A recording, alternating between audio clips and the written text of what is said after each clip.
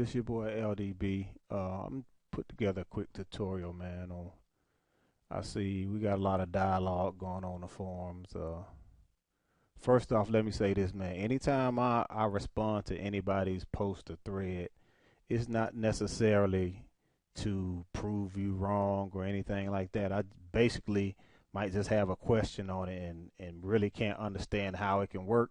So I put forth my opinion, but it's never to degrade, downgrade anybody's statement of what they believe to be fact. Whatever works for you at the end of the day. Whatever has your track sounding hot, that's all that matters. Nothing else really matters. I don't claim to be Dr. Right on any of this shit. I just do what I do. And, when trying to wrap my head around something, I think whatever you say, and if I see where it might cause some problems, then I'm gonna step in and say what I gotta say. You know what I mean, if I'm wrong, I'm wrong. If I'm right, I'm right. Doesn't matter. But like I said, at the end of the day, whatever makes your track sound hot is what you gonna roll with. So, uh, like I said, I decided to put together this tutorial, man. This is what I do. This is what I do when I get a sample and the sound quality might not be great. You want to boost some bass, you want to boost some mids or boost some highs. This is what I do. I'm working with a sample that came out of uh, Dusty Fingers Volume 2. It's called Faded Lady. I just got a little portion of it looping. So I'm gonna let you hear how it sounds as is without me doing anything to it.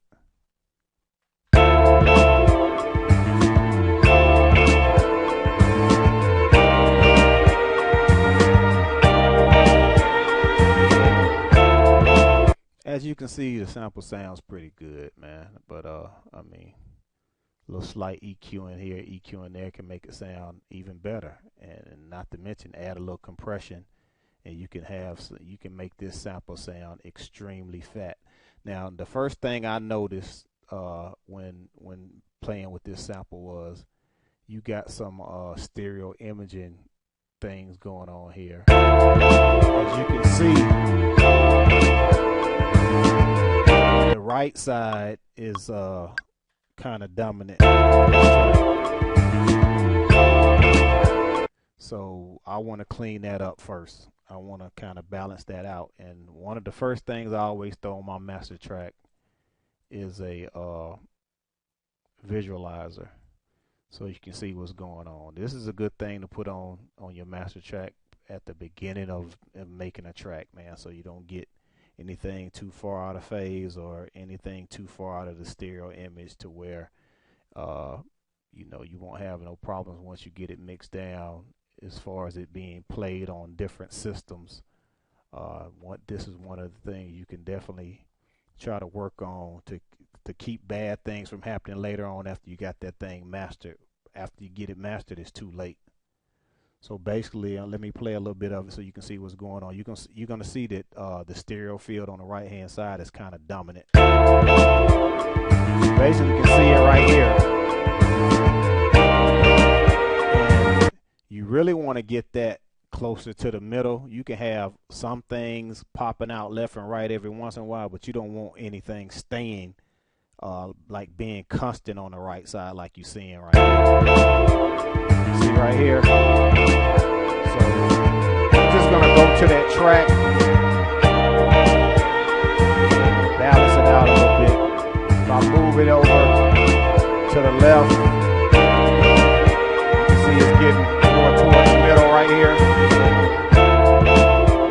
It sounds better. I noticed they did that a lot back in the day, man, when they was producing. They had a lot of things too far to the right or to the left, and that won't fly nowadays. You can't get down like that. You can't mix like that these days. It won't fly for radio or anything else.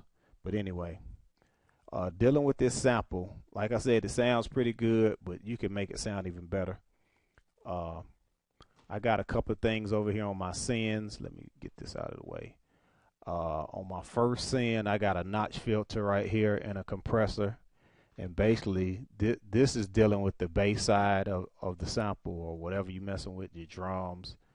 On this one, on the other send, I got to where I'm kind of boosting the low end, okay, on this one.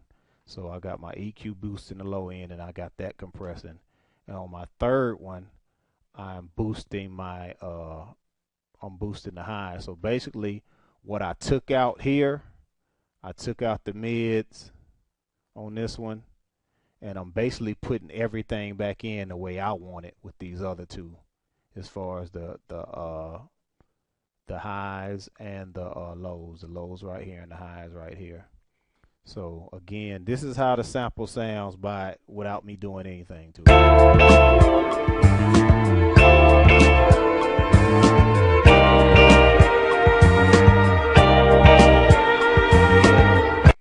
Now I'm gonna feed each one of these sends a portion of this sample and let you hear how it sounds now.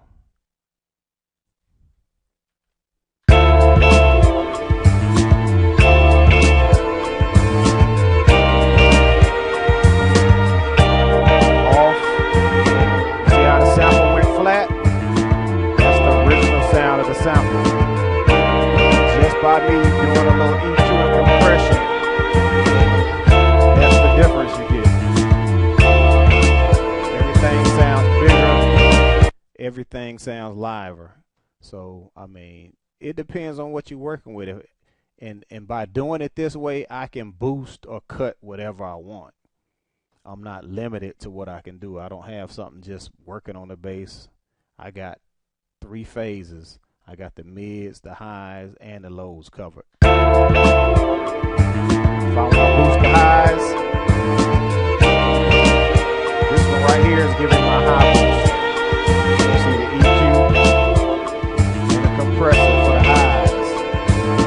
If I just want to boost like the mid to the lows, I go with this one. If I just want to boost the lows by themselves, this one, see, it's put a little more bass into it, but it always sounds better when you do a combination of all three.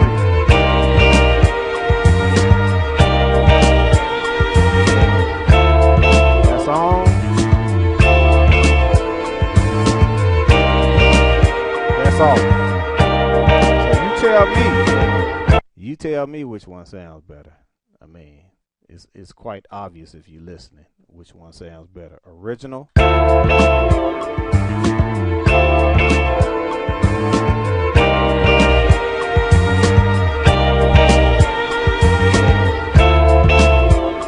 That's just what I do to work on samples, man. That's how I fat my samples up to get it sounding the way I like it to sound. All right, LDB out.